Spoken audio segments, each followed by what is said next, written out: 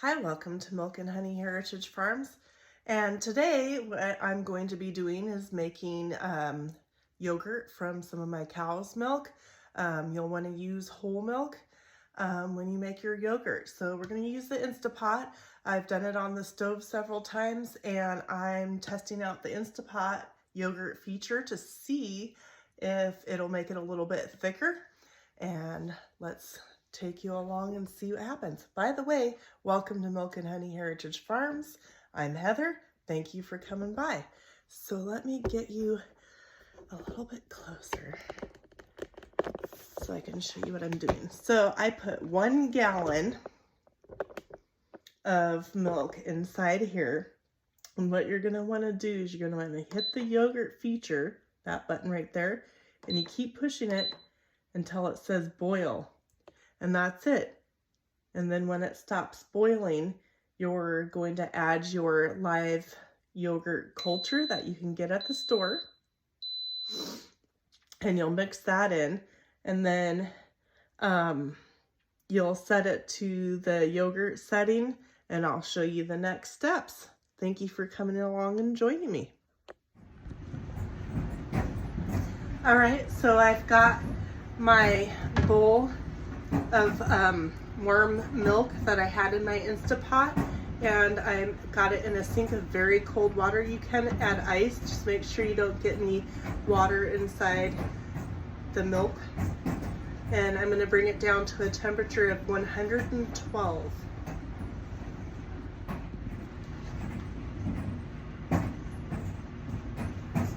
So I'm going to use a whisk, and I'm going to whisk it around, and that'll help bring the temperature of the milk product down.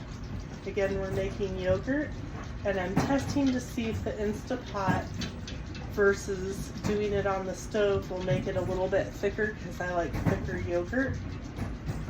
And so I'm just going to kind of mix this around a little bit, helping it to cool off. Kind of floats a little bit in here. And I've got this heat gun. And it's at 127, so we're almost there. So once I get to 112, I'll show you how to add the active yogurt culture, which is pretty simple. And then I'll take you along for the next steps. All right, once you bring your temperature down to 112 degrees, I'm going to set my pot back into the Instapot container, and I am going to add, excuse me, 1 cup of, it's called, I get Chobani at the grocery store, and you want to make sure it's yogurt. You want to make sure that it has live active cultures. And plain is the best. The only thing I could find was the multi-berry, which is just fine. I'm going to add a cup of it into and whisk it all together to get it to mix together well.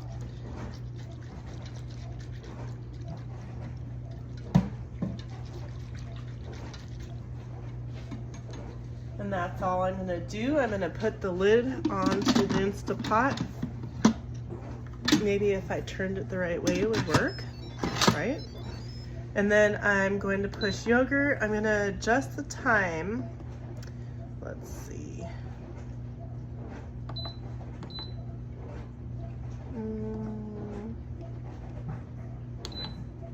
I'm going to do 24 hours, but I'm not going to leave it in for quite 24 hours.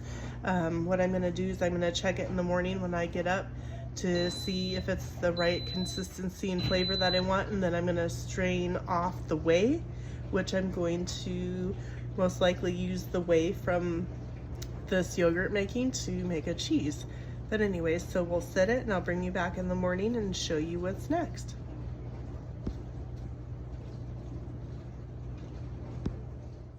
All right, so it's the next morning. I've pulled this pot out of the Instapot after letting it sit on the yogurt mode all night long. Wow. Can you see that? Look at that. That's yogurt. So what I'm going to do, I've got a few things going on, is I'm going to take a cloth. I have a pot kettle down here on the bottom that's clean. It has some scorch marks, but you know, that happens. It happens. So I'm going to put the cloth in there and I'm going to pour the yogurt in here. And the reason why I'm doing this is I'm straining it to get a little bit of the whey off. So that way it'll be a thicker yogurt. I got some on the corner. Anyways, I'm going to tie the opposite corners together.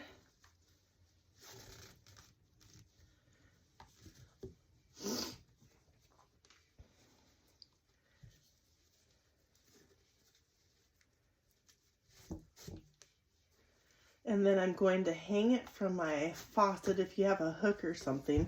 And I'm going to let it set hanging with it. Let me get a better knot here. I'm going to let it sit hanging for an hour to maybe 3 hours. I'm going to check it every hour and see if the consistency of the yogurt is what I want, and if it's too dense, too thick after you let it drain out, you can always add a little bit of the whey that ends in the kettle back in, mix it back into it, and then when you're done with it, you just put it in the refrigerator. And what you'll want to do is you'll want to save off half a cup of this yogurt that you just made to make your next batch of yogurt for the next time. And you can add oats. I have a video showing how I make homemade oats. You can add that into your yogurt when you eat it. I make a lot of low sugar jellies and jams. You can add that into it for flavoring or just eat it plain. But there you go. So I'm just going to let this sit. Yeah, there's a little bit of way down there, but it'll drip off into here, and I'll check it in an hour, see how I like it. Might leave it for longer. We'll just kind of play it by here and see how it goes. So there you go. There's a recipe.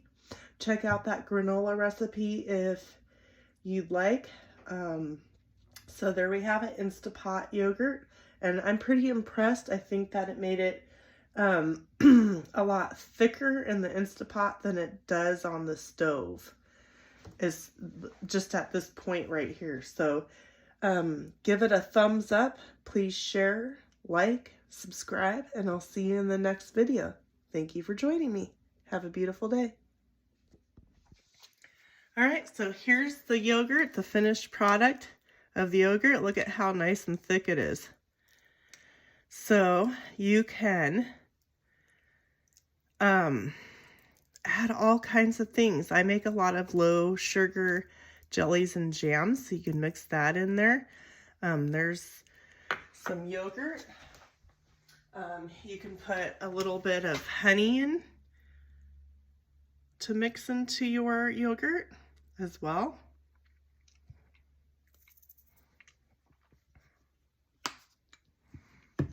And then I also have this granola. And you can add granola. And I have a video on making this homemade granola if you're interested. And you can add granola in there and mix it up. I also got these fun little glass containers that you can purchase. I got them from a farm supply store. Anyways, you can fill your yogurt in here for to-go yogurt containers to send with somebody who has to take their lunch or their breakfast with them to go. But these are really handy to fill up. They're really cute and they work well. So there you go. There's the yogurt.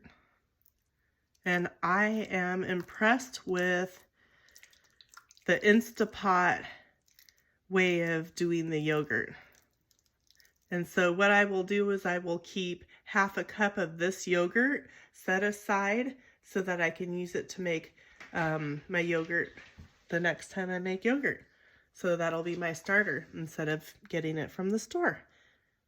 There you go. Thank you for joining me.